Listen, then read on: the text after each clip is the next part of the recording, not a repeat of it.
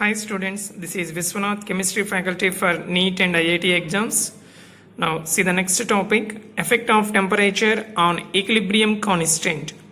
Equilibrium constant depends on temperature, mode of writing the equation, stoichiometric coefficients.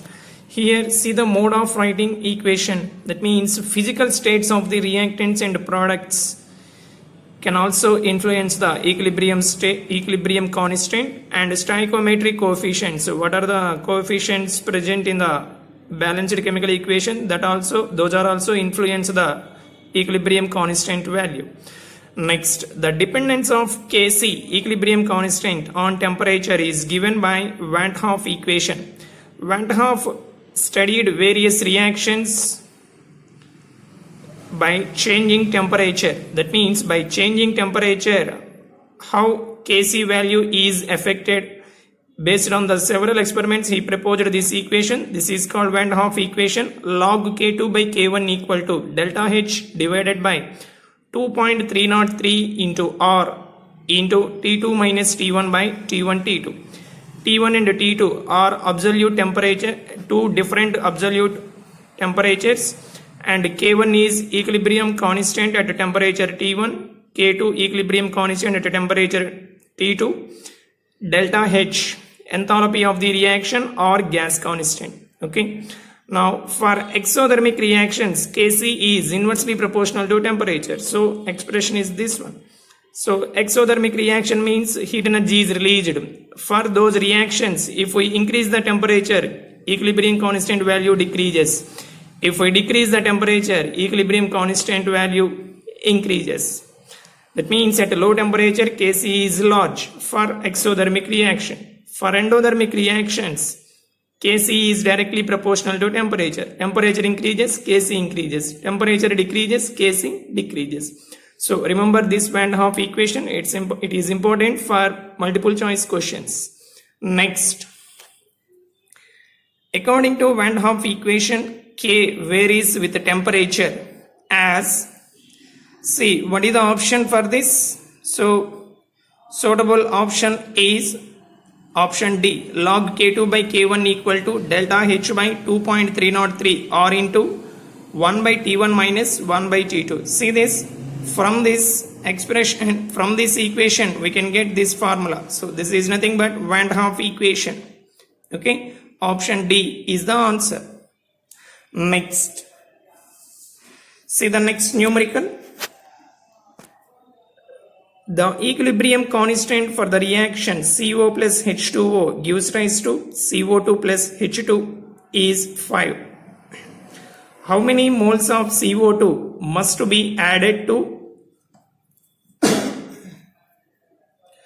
1 liter flask already containing 3 moles of each of CO and H2O to make 2 molar equilibrium concentration of CO? Okay, so equation is given, Kc value is given 5. How many moles of CO2 product we have to add to 1 liter flask already containing each of CO 3 moles and H2O also 3 moles. So initially we have to add some amount of product CO2. That amount of product, that means number of moles of CO2 we have to add, we should calculate. Say this is the equation. Initially 3 moles, this 3 moles, and let it be X moles we have to add, initially 0. Equilibrium moles, here there is a condition, 2 molar equilibrium concentrations of CO. So it is CO. CO equilibrium moles 2 moles means this one also 2, because both are according to balanced equation. This is 1 mole, this one also 1 mole. Now it becomes 2 molar means it also becomes 2 molar. Then initially 3, now at equilibrium change it to 2 means 1 mole of product is formed. This is 1 mole, this one also 1 mole. Already X moles is there. So total number of moles of CO2 at equilibrium X plus 1. This is equilibrium constant expression. Substitute that one. Then we can get Kc value is given 5. Substitute that value. X equal to 19 moles. So what is the option? Option B is the answer. Okay, so understand carefully this type of numericals. See the next important topic in this chemical equilibrium,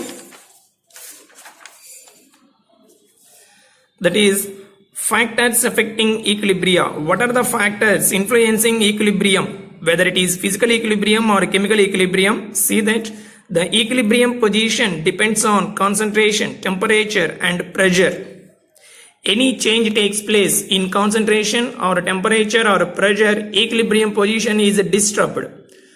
Again equilibrium is reached. How again new equilibrium is reached? We can understand based on Le Chatelier's principle. Say this: if a chemical reaction at equilibrium is subjected to a change in temperature, pressure or concentration of the reactants or products that govern the equilibrium, then that system shifts to the side where the change is reduced or nullified. Suppose a chemical reaction is at equilibrium. If I change the temperature, increasing or decreasing, changing the pressure, increasing or decreasing, or changing the concentration, that means increasing concentration of reactants or decreasing concentration of products and vice versa. In that condition, equilibrium is disturbed. Then that reaction takes place, that equilibrium shifts in such a direction to decrease that change. If we increase the temperature, then equilibrium is shift in a direction to decrease that increased temperature. So in this way, this Le Chatelier principle gives an idea about the change in the reaction conditions influencing equilibrium. Say this principle is applicable for both physical and chemical processes. For both physical process and chemical processes are followed Le Chatelier principle. Next, effect of concentration change. See one by one. When the concentration of any of the reactants or products in a reaction at equilibrium is changed, the composition of the equilibrium changes so as to minimize the effect of concentration changes. Suppose if we increase the concentration of the reactants, then what happens? Equilibrium shifts in a direction to decrease that more amount of reactants. See the general reaction A plus B gives rise to C plus D. If we increase concentration of reactant A and B, then equilibrium is disturbed. Now this equilibrium is shifted in a direction to decrease this excess of reactants, that means towards product side. How this more amount of reactants are decreased? By converting into products. So if we increase the concentration of the reactants, forward reaction takes place. Suppose concentrations of the products is decreased, then what happens? Equilibrium is disturbed. Again equilibrium is shifted in a direction to increase the concentration of the products. How can we increase concentration of the products? By converting reactants into products. That means forward reaction takes place. So by increasing reactants concentration, forward reaction takes place. By decreasing concentration of products, forward reaction takes place. Suppose if we add some amount of products, then more amount of products are available in the reaction mixture, equilibrium is disturbed. Again equilibrium shifts in a direction to decrease this excess of products. That means backward reaction takes place. So in this way, concentration change influences the equilibrium position. Next, effect of pressure change. Pressure has no effect on equilibrium with the same mole number. That means delta N equal to 0. See this example, H2 plus I2 gives rise to 2HI. For this type of reaction, delta N is 0. No difference in the number of moles of gaseous products and the number of moles of gaseous reactants.